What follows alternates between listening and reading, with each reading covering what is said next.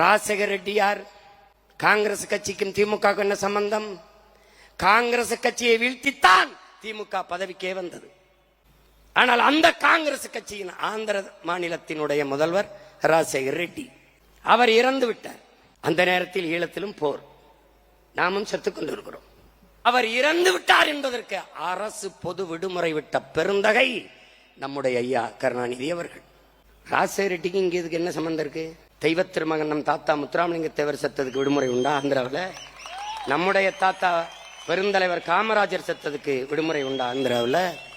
செக்கிழுத்த செம்மல் செத்ததுக்கு உண்டா? இந்த மண்ணில் இருந்த மகத்தான பெருமக்கள் எந்த தலைவர், உங்களுடைய கட்சி தலைவர் பேரறிஞர் அண்ணா செத்ததுக்காவது விடுமுறை உண்டா? பிறகு எதற்காக ராஜசேகர ரெட்டிக்கு விடுமுறை விட்டால் அந்த கட்சியின் தலைமை அம்மையார் சோனியா காந்தி மகிழ்வார். மானத்தமிழ் பிள்ளைகளே, இனியாவது விழித்துக் கொள்ளுங்கள்.